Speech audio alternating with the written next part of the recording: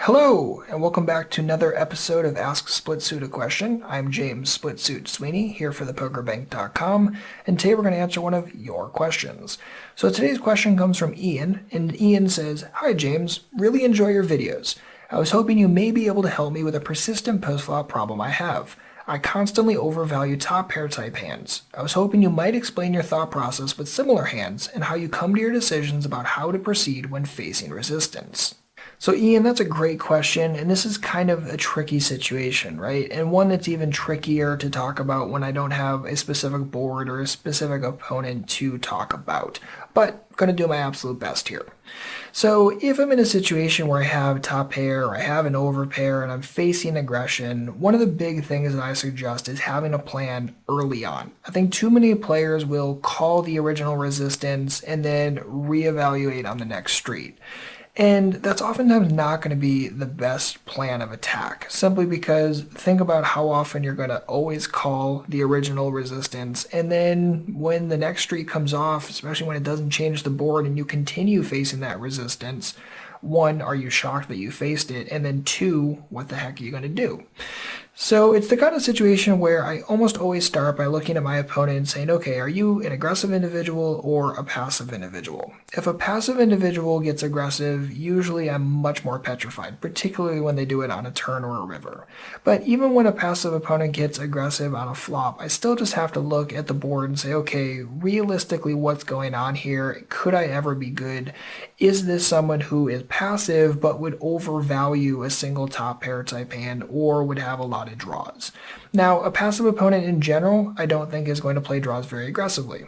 They are passive, so I don't assume that they're going to play draws aggro every single time.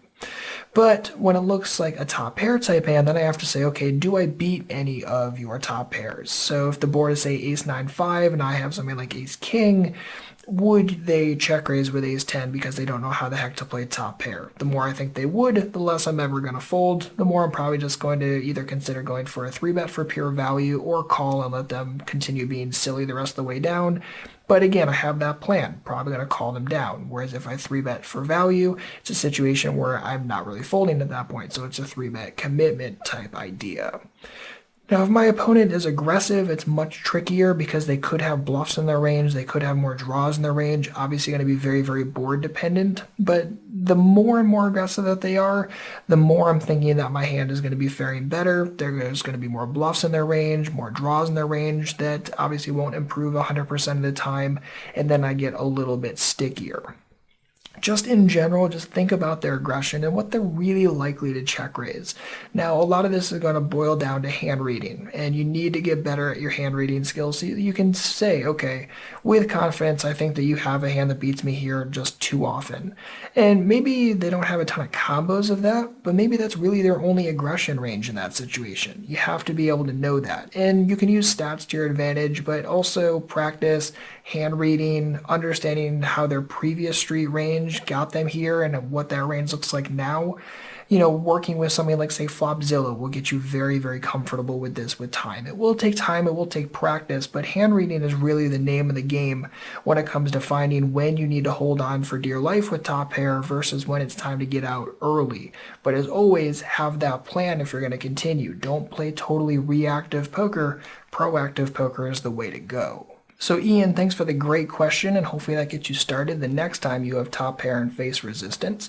And if you or anyone else has a poker-related question, feel free to leave it on our Google Plus page. I'll leave a link for that in the description box. And same as always, please make sure to like and subscribe if you're enjoying this type of video. Definitely gives us motivation to continue making this kind of format. So same as always, if you have any questions, please don't hesitate to let me know. Otherwise, good luck out there, and happy grinding.